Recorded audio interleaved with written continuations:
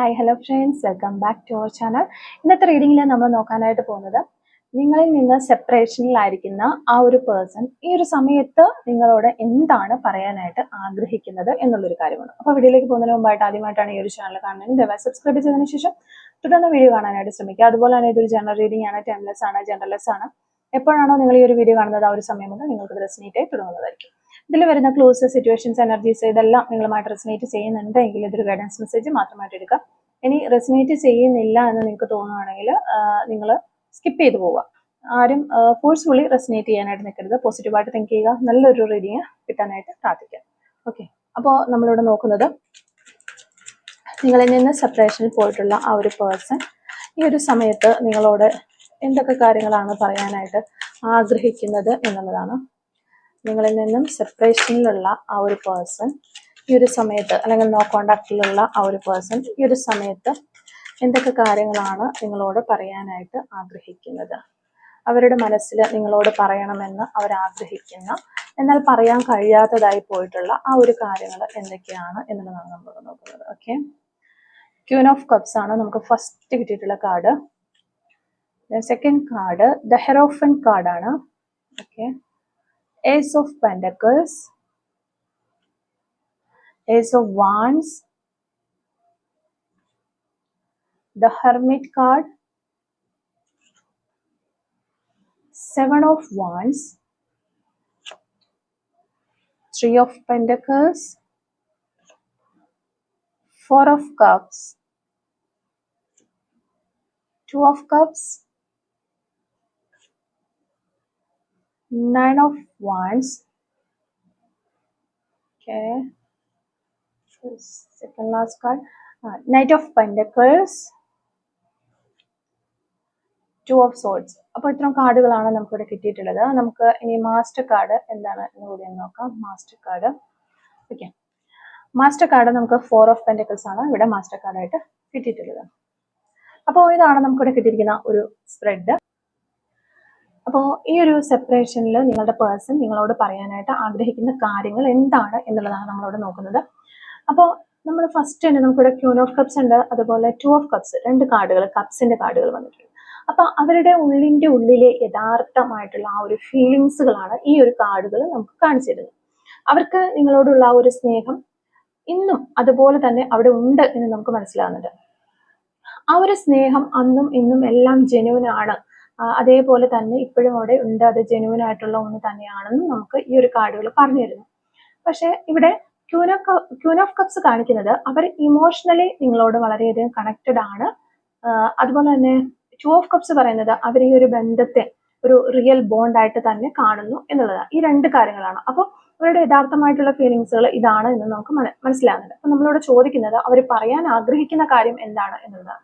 അപ്പോൾ ഈ ഒരു രണ്ട് കാർഡുകളിലൂടെ അവര് പറയാൻ ആഗ്രഹിക്കുന്നത് ഞാൻ നിന്നെ സ്നേഹിക്കുന്നു, പക്ഷെ എല്ലാ കാര്യങ്ങളും എളുപ്പമല്ല എന്നുള്ള ഒരു കാര്യമാണ് അവര് നിങ്ങളുടെ അടുത്ത് പറയാനായിട്ട് ആഗ്രഹിക്കുന്നത്. അപ്പോൾ അവിടെ തന്നെ ഇത് വളരെ ക്ലിയർ ആണ്. അവർക്ക് നിങ്ങളോട് വളരെയധികം റിയൽ ആയിട്ടുള്ള ഫീലിങ്സ് ഉണ്ട്, സ്നേഹമുണ്ട്, അറ്റാച്ച്മെന്റ്, ഇമോഷണൽ കണക്ഷൻസും ഒക്കെ വളരെ സ്ട്രോങ് ആയിട്ട് തന്നെ ഉണ്ട് എന്ന് നമുക്ക് മനസ്സിലാകുന്നുണ്ട്. ഞാൻ നിന്നെ സ്നേഹിക്കുന്നു എന്ന ആ ഒരു വാക്കിൽ തന്നെ നമുക്കത് മനസ്സിലാകുന്നുണ്ട്. അത് ഫേക്ക് ആയിട്ടുള്ള ഒന്നല്ല, അത് റിയൽ ആണ്. അവരെ നിങ്ങളെ ഒരിക്കലും നഷ്ടപ്പെടുത്താനായിട്ട്, ടോട്ടലി നിങ്ങളെ നഷ്ടപ്പെടുത്താനായിട്ട് അവരൊട്ടും റെഡിയല്ല എന്നുള്ളതാണ്. കംപ്ലീറ്റ്ലി നിങ്ങളെ വിട്ടുകളയാനായിട്ട് അവർ റെഡിയല്ല എന്നാണ് നമുക്കിവിടെ കാണാൻ പറ്റുന്നത്. പക്ഷെ ഞാൻ നിന്നെ സ്നേഹിക്കുന്നുണ്ട്, പക്ഷെ എല്ലാ കാര്യങ്ങളും എളുപ്പമല്ല എന്നതുകൊണ്ട് അവർ ഉദ്ദേശിക്കുന്നത്, അതായത് മെയിൻ പോയിന്റ്സ്, ഇതിന്റെ അർത്ഥം പല കാരണങ്ങൾ കൊണ്ടായിരിക്കാം. അതായത് അവർക്കൊരു കൺഫ്യൂഷൻസ് ഉണ്ടാകാം. കാരണം ടു ഓഫ് സോഴ്സിന്റെ അർത്ഥം നമുക്കിവിടെ കാണാൻ പറ്റുന്നത് അവർക്ക് തന്നെ അറിയില്ല നെക്സ്റ്റ് എന്ത് ചെയ്യണമെന്ന് അവർക്ക് അറിയാത്ത ഒരവസ്ഥയിലൂടെയാണ് അവർ കടന്നു പോകുന്നത്. ഒരു സിറ്റുവേഷൻ ആണ് അവർ ഫേസ് ചെയ്തുകൊണ്ടിരിക്കുന്നത്. സ്നേഹമുണ്ട്, പക്ഷെ ഒരു ഡിസിഷനോ ഒരു ക്ലാരിറ്റിയോട് കൂടി ഒരു ഡിസിഷൻ എടുക്കാനോ അല്ലെങ്കിൽ ഒരു ഡിസിഷൻ എടുക്കാനുള്ള ക്ലാരിറ്റി ഇല്ല എന്നുള്ളത് തന്നെയാണ്.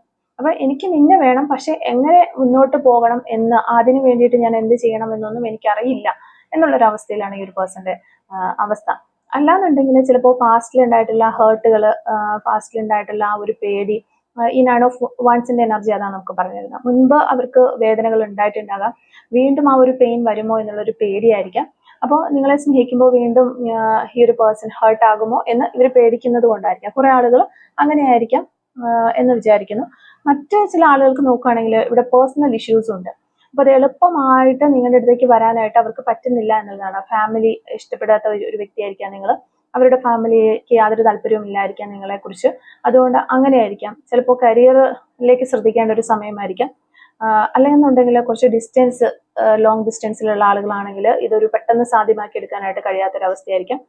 അതുപോലെ ഇപ്പോഴത്തെ ഒരു ടൈം അവരെ സംബന്ധിച്ച് അവരുടെ ലൈഫിൽ, പേഴ്സണൽ ലൈഫിൽ ഒരു തോറ്റു നിൽക്കുന്ന ഒരു സമയമാണെങ്കിൽ ഈ ഒരു റിലേഷൻഷിപ്പ് മുന്നോട്ട് കൊണ്ടുപോകുക എന്ന് പറയുമ്പോൾ അവരെ സംബന്ധിച്ച് വളരെ ഹാർഡ് ആയിട്ടുള്ള ഒരു ടൈമാണ് അവരുടെ ലൈഫിൽ. അത് കുറച്ച് ബുദ്ധിമുട്ടുള്ള സമയമാണ്. അപ്പോൾ ടൈമിങ് പ്രോബ്ലംസ് ആയിരിക്കാം. എല്ലാം ഒന്ന് റൈറ്റ് ആയിട്ട് ശരിയായ രീതിയിലല്ല അവരുടെ ലൈഫിൽ പോകുന്നത്. അതാണ് ഒരു പേഴ്സണൽ ഇഷ്യൂസ് എന്ന് പറയുകയാണെങ്കിൽ. അപ്പൊ നമ്മൾ ശരിയായ രണ്ടാളുകളാണ്, ഞാനും നീയും ശരിയായ രണ്ട് ആളുകളാണെങ്കിലും സമയം ശരിയല്ല. അപ്പൊ അതുകൊണ്ട് ആ ഒരു യഥാർത്ഥമായിട്ടുള്ള നല്ലൊരു സമയം വരുമ്പോൾ എല്ലാം ഓക്കെ ആകുമായിരിക്കും എന്ന് കരുതിയിട്ട് അതാണ് ഒരു എളുപ്പത്തിൽ ഇത് പെട്ടെന്ന് ശരിയാക്കി എടുക്കാനായിട്ട് കഴിയില്ല എന്നതുകൊണ്ട് അവർ ഉദ്ദേശിക്കുന്നത്. പിന്നെ കുറച്ച് ആളുകൾക്ക് ഈഗോയും അതുപോലെ തന്നെ ഒരു ഡിഫെൻസീവ് നേച്ചറുള്ള വ്യക്തികളെ നമുക്കിവിടെ കാണാൻ പറ്റുന്നുണ്ട്. അതായത് ഈസി ആയിട്ട് അവർ സറണ്ടർ ചെയ്യില്ല. അതുപോലെ തന്നെ കൺട്രോൾ, അതായത് നിങ്ങളിൽ ഒരു കൺട്രോൾ മെയിൻറ്റെയിൻ ചെയ്യാനായിട്ട് ശ്രമിക്കുന്ന എനർജീസും. അപ്പൊ അങ്ങനെയുള്ളവരെയും നമുക്കിവിടെ കാണാനായിട്ട് വരുന്നുണ്ട്. എനിക്ക് ഫീലിങ്സ് ഉണ്ട്, പക്ഷെ ഞാനത് മുഴുവനായിട്ട് കാണിക്കില്ല. കാരണം എന്നെ ഡിപ്പെൻഡ് ചെയ്ത് നീ നിൽക്കണം, അല്ലെ എന്റെ പുറകെ നീ വരണം എന്നുള്ള രീതിയിൽ ചിന്തിക്കുന്ന വ്യക്തികളെ നമുക്കിവിടെ കാണാനായിട്ട് വരുന്നുണ്ട്. അതുകൊണ്ട് തന്നെ ഞാൻ നിന്നെ സ്നേഹിക്കുന്നുണ്ട്, പക്ഷേ ഈ റിലേഷൻഷിപ്പ് സ്മൂത്ത് ആയിട്ട് കൊണ്ടുപോകാനായിട്ട് അത്ര എളുപ്പമല്ല എന്ന രീതിയിലാണ് ഈ ഒരു പേഴ്സൺ പറയാനായിട്ട് ആഗ്രഹിക്കുന്നത്. അപ്പൊ അവർ പറയുന്നത് ബേസിക്കലി ഇതാണ്: ഞാൻ നിന്നെ സ്നേഹിക്കുന്നു, പക്ഷെ ഞാൻ റെഡിയല്ല, അല്ലെങ്കിൽ ഞാൻ കേപ്പബിൾ അല്ല, ഇപ്പോൾ ഈ ഒരു റിലേഷൻഷിപ്പ് സ്മൂത്ത് ആയിട്ട് മുന്നോട്ട് കൊണ്ടുപോകാനായിട്ട് ഞാൻ കേപ്പബിൾ അല്ല എന്ന് പറയാനായിട്ട് ആഗ്രഹിക്കുന്നു എന്നുള്ളതാണ്. അപ്പം ഇമ്പോർട്ടൻ്റ് ആയിട്ടുള്ള ഒരു തിങ് നിങ്ങൾ മനസ്സിലാക്കേണ്ടത് ഇതാണ്: ഒരു സ്നേഹം മാത്രം മതിയാവില്ല ഒരു റിലേഷൻഷിപ്പിൽ. അതിൽ എഫേർട്ട് വേണം, ക്ലാരിറ്റി വേണം, അതുപോലെ ആക്ഷൻ വേണം. ഇതൊന്നും ഇല്ല എന്നുണ്ടെങ്കിൽ റിലേഷൻഷിപ്പ് വർക്ക് ആവില്ല, സ്മൂത്ത് ആയിട്ട് വർക്ക് ആവില്ല. അപ്പൊ അതായത് ഫീലിങ്സ് ഉണ്ട്, പക്ഷെ സിറ്റുവേഷൻസ് കോംപ്ലിക്കേറ്റഡ് ആണ് എന്നാണ് ഈ ഒരു പേഴ്സൺ നിങ്ങളുടെ അടുത്ത് പറയാനായിട്ട് ആഗ്രഹിക്കുന്നത്. അപ്പൊ ഈ ഒരു വാക്ക് കേട്ടാൽ നിങ്ങൾക്ക് ഒരു ഹോപ്പ് ഉണ്ടാകാം, പക്ഷെ ആ ഒരു ഹോപ്പ് ഉണ്ടാകുന്നത് നല്ലതൊക്കെ തന്നെയാണ്. പക്ഷെ ബ്ലൈൻഡ് ആയിട്ട് അങ്ങനെ നിങ്ങൾ ആ ഒരു പേഴ്സണിന് വേണ്ടിയിട്ട് വെയിറ്റ് ചെയ്യരുത് എന്ന് യൂണിവേഴ്സ് നമുക്കിവിടെ പറഞ്ഞു തരുന്നുണ്ട്. നിങ്ങൾ നോക്കേണ്ടത് അവരൊരു ആക്ഷൻ എടുക്കുന്നുണ്ടോ, അല്ലെങ്കിൽ ഒരു വേർഡ്സ് മാത്രമാണോ ഇവരിങ്ങനെ പറയുന്നത് എന്നുള്ളത് നിങ്ങൾ ശ്രദ്ധിക്കുക. അവരൊരു ആക്ഷൻ എടുക്കുന്നുണ്ടോ എന്നുള്ളതാണ് നിങ്ങൾ ശ്രദ്ധിക്കേണ്ടത്. അപ്പോൾ അതാണ് നമുക്ക് മനസ്സിലായിട്ടുള്ളത്. അതുപോലെ തന്നെ നമ്മളിവിടെ നോക്കുകയാണെങ്കിൽ നമുക്കിവിടെ 2 ഓഫ് സോർട്സ്, അതുപോലെ ഹെർമിറ്റ് കാർഡ്, 4 ഓഫ് കപ്സ്, ഇത്രയും കാർഡുകൾ കാണുന്നുണ്ട്. അവര് ഇപ്പൊ വളരെ കൺഫ്യൂസ്ഡ് ആണ്. 2 ഓഫ് സോർട്സ് എന്ന് പറയുമ്പോഴത്തേക്കും തീരുമാനങ്ങൾ എടുക്കാനായിട്ട് അവർക്ക് കഴിയുന്നില്ല എന്നുള്ളതാണ്. ഹെർമിറ്റ് കാർഡിലേക്ക് വരുമ്പോൾ ഒറ്റയ്ക്കിരുന്ന് അവർ ആലോചിക്കുന്നു, കുറെ ഡിസ്റ്റൻസ് എടുക്കുന്നു, നിങ്ങളിൽ നിന്ന് ഡിസ്റ്റൻസ് എടുക്കുന്നു. ചിലപ്പോൾ ഫിസിക്കലി അവർ നിങ്ങളിൽ നിന്ന് ഒത്തിരി അകലെ ആയിരിക്കാം, എബ്രോഡൊക്കെ ഉള്ള വ്യക്തികളായിരിക്കാം, അല്ലെങ്കിൽ ലോങ് ഡിസ്റ്റൻസിലുള്ള ആളുകളായിരിക്കാം. എങ്ങനെയാണെങ്കിലും അവർ ഒറ്റയ്ക്കിരുന്ന് ആലോചിക്കുന്നതായിട്ട് നമുക്ക് കാണാൻ പറ്റുന്നുണ്ട്. 4 ഓഫ് കപ്സിന്റെ എനർജിയിലേക്ക് വരുമ്പോൾ അവസരങ്ങൾ, നിങ്ങളിലേക്ക് എത്താനുള്ള അവസരങ്ങൾ ഉണ്ട് അവർക്ക്. വേണമെങ്കിൽ നിങ്ങളോട് സംസാരിക്കാം, അല്ലെങ്കിൽ ഈ റിലേഷൻഷിപ്പ് സ്മൂത്ത് ആയിട്ട് കൊണ്ടുപോകാം, അങ്ങനെയൊക്കെയുള്ള ഓപ്പർച്യൂണിറ്റീസ് ഇവരുടെ മുന്നിലുണ്ട്. അപ്പൊ അത് കാണുമ്പോഴും അവരതിനെ ഇഗ്നോർ ചെയ്യുന്ന ഒരു എനർജി നമുക്ക് കാണാൻ പറ്റുന്നുണ്ട്, 4 ഓഫ് കപ്സിന്റെ എനർജി. അപ്പൊ അവര് ഈ ഒരു സമയത്ത് പറയാൻ ആഗ്രഹിക്കുന്നത്, എനിക്ക് എന്ത് ചെയ്യണമെന്ന് തന്നെ മനസ്സിലാകുന്നില്ല, എനിക്ക് കുറച്ച് സമയം വേണം, എനിക്ക് കുറച്ച് സമയം എടുത്ത് ഒരു ക്ലാരിറ്റി എടുക്കണം, എന്നിട്ട് ആ ക്ലാരിറ്റിക്ക് ശേഷം മാത്രമേ ഒരു ഡിസിഷൻ എടുക്കാനായിട്ട് പറ്റുള്ളൂ എന്നുള്ളൊരു കാര്യമാണ് അവർ ഈ ഒരു കാർഡിലൂടെ നമ്മളോട് പറയുന്നത്. ഓക്കെ, പിന്നെ ഇവിടെ 7 ഓഫ് വാൻസിന്റെ ഒരു കാർഡ് ഉണ്ട്, പിന്നെ 9 ഓഫ് വാൻസിന്റെ ഒരു കാർഡ് ഉണ്ട്. ഇതൊരു ഡിഫെൻസീവ് എനർജി തന്നെയാണ്. നമ്മൾ ആദ്യം പറഞ്ഞ പോലെ ഡിഫെൻസീവ് എനർജി, ഈഗോ എന്നൊക്കെ പറയാം. അവരിപ്പോ സെൽഫ് പ്രൊട്ടക്ഷൻ മോഡിലാണ്. ഹേർട്ട് ആയിട്ടുണ്ടാവാം ഇതിന് മുന്നേ പാസ്റ്റ് റിലേഷൻഷിപ്പിലോ, അല്ലെങ്കിൽ നിങ്ങൾ റിലേഷൻഷിപ്പിൽ ആയിരുന്ന സമയത്തോ അവർ ഹേർട്ട് ആയിട്ടുണ്ടാകാം. അപ്പോൾ അതുകൊണ്ട് അവർ ശരിക്കും ഒരു വാൾ നിർമ്മിച്ച് അതിനുള്ളിൽ, അല്ലെങ്കിൽ ഒരു വേലി കെട്ടി അതിനുള്ളിൽ നിന്ന് അവരെ തന്നെ സംരക്ഷിക്കുന്നു എന്നുള്ളതാണ്. അവരുടെ മനസ്സിന്റെ ഉള്ളിൽ അവരൊരു ബൗണ്ടറീസ് സെറ്റ് ചെയ്ത് അതിനുള്ളിൽ നിൽക്കുന്നു എന്നുള്ളത് നമുക്ക് മനസ്സിലാണ്.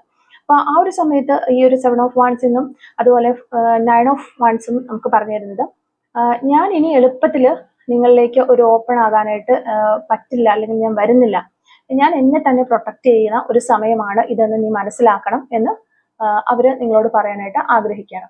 അതുപോലെ തന്നെ റിലേഷൻഷിപ്പിനെ കുറിച്ച് അവരുടെ ഒരു നിലപാട് നോക്കുകയാണെങ്കിൽ നമുക്കിവിടെ ഹെറോഫൻ കാർഡ് ഉണ്ട്, അതുപോലെ 3 of pentacles, knight of pentacles, ഈ ഒരു 3 കാർഡുകളുണ്ട്. അവർ ഈ റിലേഷൻഷിപ്പ് സീരിയസ് ആയിട്ട് തന്നെയാണ് കാണുന്നത്. പക്ഷെ ഇവരിപ്പോ ഹറിബറി ആയിട്ട് വന്ന ഈ റിലേഷൻഷിപ്പിലേക്ക് വന്നതിന് ശേഷം ഒരു സ്മൂത്ത്നെസ്സിലേക്കൊക്കെ കൊണ്ടുവന്ന് ഇതൊരു ഫ്ലറിഷ് ചെയ്ത് മുന്നോട്ട് കൊണ്ട് അങ്ങനെ അവർ ആഗ്രഹിക്കുന്നത്, വളരെ സ്ലോ ആയിട്ട് ഈ റിലേഷൻഷിപ്പിലേക്ക് വരാനായിട്ട് അവർ ആഗ്രഹിക്കുന്നു. അപ്പൊ ഹെറോഫൻ കാർഡ് എന്ന് പറയുമ്പോൾ ഈ ഒരു കമ്മിറ്റ്മെന്റ് എനർജി തന്നെയാണ്. അപ്പൊ നമുക്കത് ഉറപ്പായിട്ട് നിങ്ങളെ വിട്ടിട്ട് പൂർണ്ണമായിട്ട് ഉപേക്ഷിച്ച് പോകില്ല എന്ന് തന്നെ നമുക്ക് ഉറപ്പിച്ച് പറയാൻ പറ്റും. പിന്നെ 3 of Pentacles എന്ന് പറയുമ്പോഴത്തേക്കും ഇതിന് വേണ്ടിയിട്ട് വർക്ക് ചെയ്യണം, ഇതിന് വേണ്ടിയിട്ട് എഫേർട്ട് ഇടണം എന്നൊക്കെ ആൾ ചിന്തിക്കുന്ന എനർജീസ് നമുക്ക് കാണാൻ വരുന്നുണ്ട്.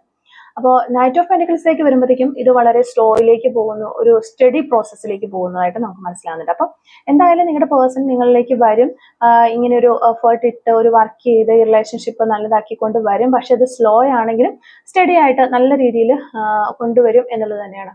അപ്പൊ അവർ പറയാൻ ആഗ്രഹിക്കുന്നത് ഇത് ശരിയാക്കണം, ഈ ഒരു റിലേഷൻഷിപ്പിൽ ശരിയാക്കാം, പക്ഷെ കുറച്ച് പേഷ്യൻസ് വേണം, നിങ്ങൾ കുറച്ച് ക്ഷമയോടെ കാത്തിരിക്കണം, ഞാനൊരു മുന്നോട്ട് വരും എന്നുള്ളതാണ് അവർ പറയാൻ ആഗ്രഹിക്കുന്നത്. എല്ലാം ഞാൻ ഒന്ന് ശരിയാക്കിക്കൊണ്ട് വരാം എന്നുള്ളത് അവർ നിങ്ങളുടെ അടുത്ത് പറയാനായിട്ട് ആഗ്രഹിക്കുകയാണ് ഈ ഒരു സമയത്ത്. പിന്നെ നമുക്ക് ഇവിടെ വന്നിരിക്കുന്നത് ഏസ് ഓഫ് വാൺസ് ഉണ്ട്, അതുപോലെ ഏസ് ഓഫ് പെന്റിക്കിൾസ് ഉണ്ട്.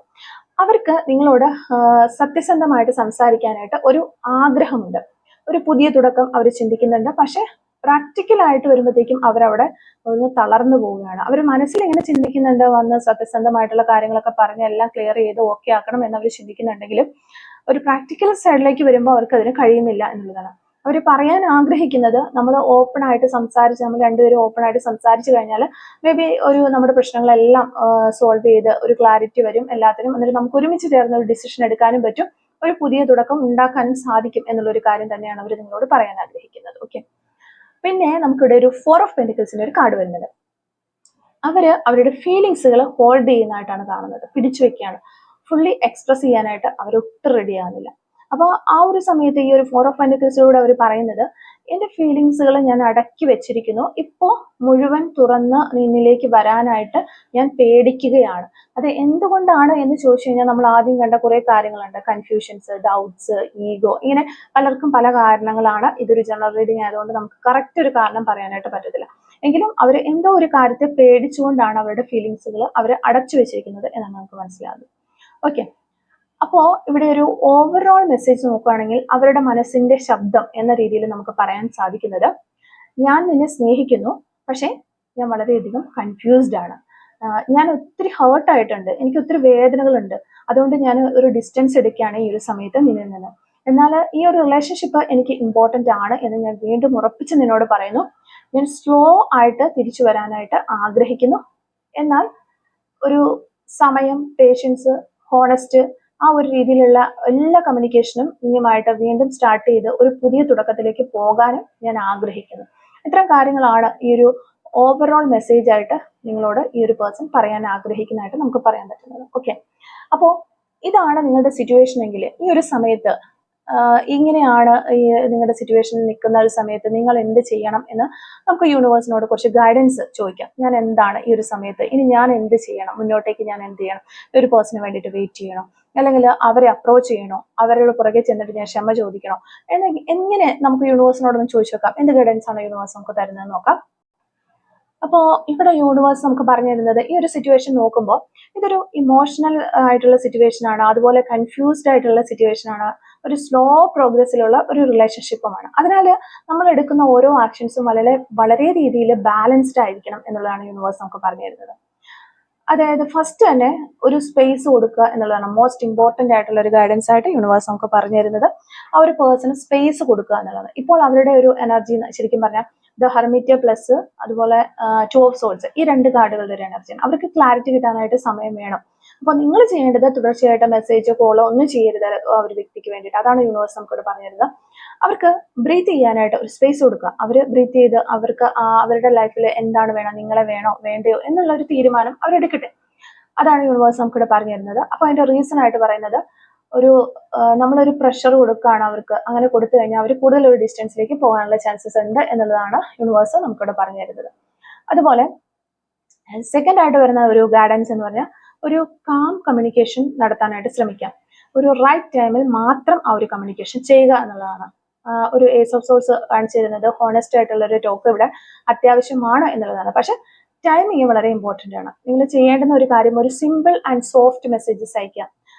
നമ്മൾ കാമായിട്ട് സംസാരിക്കാൻ നമുക്ക് കാമായിട്ട് സംസാരിക്കാൻ ഞാൻ ആഗ്രഹിക്കുന്നു എന്ന രീതിയിലുള്ള സിമ്പിൾ ആൻഡ് കാമായിട്ടുള്ള സോഫ്റ്റ് ആയിട്ടുള്ള മെസ്സേജസ് അയക്കാം. അതുപോലെ തന്നെ ലോങ് ഇമോഷണൽ പാരഗ്രാഫ്സ്, അങ്ങനെ ഞാനത് അങ്ങനെ പറഞ്ഞുകൊണ്ട് ഇതിങ്ങനെ ആയതുകൊണ്ട് ഇതിങ്ങനെയാണ് അങ്ങനെയൊക്കെ പറഞ്ഞിട്ട് നമ്മൾ എക്സ്പ്ലെയിൻ ചെയ്ത്, അല്ലെങ്കിൽ നീ എന്തുകൊണ്ടാണ് എന്നോട് മിണ്ടാത്ത, എന്താണ് എന്നെ വിളിക്കാത്ത, അല്ല ഇങ്ങനെയാണ് അങ്ങനെയാണെന്നൊക്കെ പറഞ്ഞിട്ട്, അപ്പോൾ അങ്ങനെയൊക്കെ പറഞ്ഞിട്ടുള്ള ഒരു ലോങ് ഇമോഷണൽ പാരഗ്രാഫ്സ് ടൈപ്പ് ചെയ്ത് അയക്കുന്നത് അവോയ്ഡ് ചെയ്യുക എന്നുള്ളത് യൂണിവേഴ്സ് നമുക്കിവിടെ പറഞ്ഞു തരുന്നുണ്ട്. ശരിക്കും നിങ്ങളുടെ ഒരു ഗോൾ നിങ്ങൾ സെറ്റ് ചെയ്യേണ്ടത് ഈ ഒരു വ്യക്തിയുമായിട്ടുള്ള ഫൈറ്റ് അല്ല നിങ്ങൾ ഉദ്ദേശിക്കുന്നത്, ഒരു ക്ലാരിറ്റി കിട്ടുക എന്നുള്ളതാണ്. അതായത് എന്നെ നിങ്ങൾക്ക് ആവശ്യമുണ്ടോ, അല്ലെങ്കിൽ എന്നെ നിങ്ങളുടെ ലൈഫിൽ നിങ്ങൾക്ക് വേണമോ വേണ്ടയോ, ഇതാണ് നമുക്ക് യെസ് ഓർ നോ, ഇത് മാത്രം നമുക്ക് അറിഞ്ഞാൽ മതി. അതുകൊണ്ട് തന്നെ വളരെ കാം ആയിട്ടുള്ള ഒരു കമ്മ്യൂണിക്കേഷൻ നടത്തുക. അല്ലാതെ നമ്മളവിടെ ഈ ഒരു പേഴ്സന്റെ അടുത്ത് പോയിട്ട് ഫൈറ്റ് ചെയ്ത് ജയിച്ച് നമുക്ക് അവിടുന്ന് ട്രോഫി വാങ്ങിച്ച് പോരാൻ വേണ്ടിയിട്ടല്ലല്ലോ നമ്മളിവിടെ നിൽക്കുന്നത്. ഈ ഒരു പേഴ്സണുമായിട്ട് റിലേഷൻഷിപ്പിലാകാനും സന്തോഷമായിട്ട് ഹാപ്പി ആയിട്ട് പോകാനും വേണ്ടിയിട്ടാണ് നമ്മൾ ആഗ്രഹിക്കുന്നത്. ഇനി അവർക്ക് നമ്മളെ വേണ്ട എന്നുണ്ട്, നമ്മളില്ലാതെ അവർ ഹാപ്പി ആണെങ്കിൽ അവർ ഹാപ്പി ആയിരിക്കട്ടെ. അപ്പോഴും നമ്മൾ ഒരു മറ്റൊരു വ്യക്തിക്ക് യാതൊരു വിധത്തിലുള്ള ഒരു ഡിസ്റ്റർബൻസും കൊടുക്കാതെ അവർ ഹാപ്പി ആയിട്ടിരിക്കുക, നമ്മൾ ഹാപ്പി ആയിട്ടിരിക്കുക. അപ്പോൾ അവിടെ ഒരു ക്ലാരിറ്റി ഉണ്ട്. ആ ഒരു ക്ലാരിറ്റിക്ക് വേണ്ടിയാണ് നമ്മൾ ഈ ഒരു കമ്മ്യൂണിക്കേഷൻ നടത്തുന്നത് എന്നുള്ള ഒരു എപ്പോഴും ഒരു ചിന്ത നിങ്ങളുടെ മനസ്സിലുണ്ടായിരിക്കുക ഇനി അവരുമായിട്ടൊരു കമ്മ്യൂണിക്കേഷൻ വരുന്ന സമയത്ത്. ഓക്കെ, പിന്നെ സെൽഫ് റെസ്പെക്ട് മെയിൻറ്റെയിൻ ചെയ്യുക എന്നുള്ളതാണ്. 7 of Wands 9 of Wands, ഈ രണ്ട് കാര്യങ്ങൾ അവർ ഡിഫെൻസീവ് ആയിട്ട് തന്നെയാണ് നിൽക്കുന്നത്. അവരെ പ്രൊട്ടക്ട് ചെയ്ത് അല്ലെങ്കിൽ അവരുടെ ലൈഫ് അവരുടെ കയ്യിൽ നിന്ന് പോകാതെ വളരെ സോഫ്റ്റ് ആയിട്ടും ഹാപ്പി ആയിട്ടും ഹാൻഡിൽ ചെയ്തുകൊണ്ടാണ് അവർ നിൽക്കുന്നത്. അപ്പോൾ ആ ഒരു സമയത്ത് നീയും നിന്റെ വാല്യൂ കുറയ്ക്കരുത് എന്നാണ് യൂണിവേഴ്സ് പറഞ്ഞു തരുന്നത്. അപ്പോൾ അവരുടെ ലൈഫ് നഷ്ടപ്പെടുത്താതെ കാത്തു സൂക്ഷിക്കാനായിട്ട് അവർക്കറിയാം. നിങ്ങൾ അവരെ കണ്ട് പഠിക്കുക. ശരിക്കും അതാണ് നിങ്ങൾ ചെയ്യേണ്ടത്. അവരെത്ര ഹാപ്പി ആയിട്ട് അല്ലെങ്കിൽ എത്ര കോൺഫിഡൻസോട് കൂടിയാണ് അവരുടെ ലൈഫ് മുന്നോട്ട് കൊണ്ടുപോകുന്നത്, അല്ലെങ്കിൽ നിങ്ങളില്ലാത്ത സമയത്ത് കൂടി അവർ നല്ല ഹാപ്പി ആയിട്ട് അത് വാല്യൂ ചെയ്ത് അവരെ പ്രൊട്ടക്ട് ചെയ്തുകൊണ്ട് അവർ ഹേർട്ട് ആകാതെ അവർക്ക് നല്ലത് വരേണ്ട രീതിയിൽ അവരിത് കൊണ്ടുപോകുന്നുണ്ട്. അതുപോലെ തന്നെ നിങ്ങളും നിങ്ങളുടെ വാല്യൂ കുറയ്ക്കരുത് എന്നാണ് ഇവിടെ പറയുന്നത്. നീ ചെയ്യേണ്ടത് എന്താണെന്ന് വെച്ചാൽ അവരോട് ബെഗ് ചെയ്യാനോ അല്ലെങ്കിൽ ഓവർ എക്സ്പ്ലനേഷൻ ചോദിക്കുന്നതോ ഒക്കെ ഒഴിവാക്കുക. ഞാൻ മാത്രം ശ്രമിക്കുന്നു എന്നൊരു സ്ഥിതി ഉണ്ടാക്കിയെടുക്കരുത് എന്നുള്ളതാണ് യൂണിവേഴ്സ് നമുക്കിവിടെ പറഞ്ഞു തരുന്നത് ഈ റിലേഷൻഷിപ്പിൽ. അപ്പൊ റിലേഷൻഷിപ്പ് രണ്ടുപേരും ചേർന്നാണ് കൊണ്ടുപോകേണ്ടത്. അപ്പോൾ നീ മാത്രം ഈ ഒരു റിലേഷൻഷിപ്പിൽ വർക്ക് ചെയ്യുന്നു എന്നതുകൊണ്ട് ഈ ഒരു റിലേഷൻഷിപ്പ് അതൊരു റിലേഷൻഷിപ്പേ ആകാൻ പോകുന്നില്ല. അതുകൊണ്ട് രണ്ടുപേര് ചേർന്ന് ഒരു റിലേഷൻഷിപ്പ് കൊണ്ടുപോകുമ്പോൾ അതാണ് റൈറ്റ് ആയിട്ടുള്ള റിലേഷൻഷിപ്പ് എന്നുള്ളൊരു കാര്യം മനസ്സിലാക്കുക. ഓക്കെ, പിന്നെ സ്ലോ അപ്രോച്ച് സ്വീകരിക്കുക എന്ന് യൂണിവേഴ്സ് ഇവിടെ പറയുന്നുണ്ട്. നൈറ്റ് ഓഫ് പെന്റക്കിൾസ് അതാണ്, ഒരു സ്ലോ പ്രോഗ്രസ് ഉണ്ടാക്കിയെടുക്കുക. പക്ഷെ അതൊരു സ്റ്റഡി ആയിട്ടുള്ളതായിരിക്കണം. ഗ്രാജുവലി അത് സ്റ്റഡി ആയിട്ട് വരും. ഒരു ഫാസ്റ്റ് റിസൾട്ടും ഒരിക്കലും നമുക്ക് കിട്ടില്ല. സ്ലോ ആയിട്ട് കൺസിസ്റ്റൻസ് ആയിട്ട് വന്നു കഴിയുമ്പോൾ അത് സ്റ്റഡി ആയിട്ടുള്ള ഒരു റിസൾട്ട് നമുക്ക് തരും എന്നുള്ളതാണ്. അപ്പോൾ അതിന് വേണ്ടിയിട്ട് നമ്മൾ ചെയ്യേണ്ടത് പേഷ്യൻസ് കൈക്കൊള്ളുക, ക്ഷമ കൈക്കൊള്ളുക എന്നുള്ളതാണ്. ചെറിയ ഇംപ്രൂവ്മെന്റ്സ് ശ്രദ്ധിക്കുക. ഈ ഒരു ബന്ധം ഒരു ഹറിബറിയായിട്ട് മുന്നോട്ട് പോയി കഴിഞ്ഞാൽ വീണ്ടും അത് ബ്രേക്ക് ആവാനുള്ള ചാൻസസ് ഉണ്ട് എന്ന് യൂണിവേഴ്സോട് നമുക്ക് പറഞ്ഞു തരുന്നുണ്ട്. പിന്നെ ഫോക്കസ് ഓൺ യുവർ സെൽഫ്, നിങ്ങളിൽ തന്നെ ഫോക്കസ് ചെയ്യുക. 4 of Cups ഒരു കാർഡാണ് ഇത് കാണിക്കുന്നത്.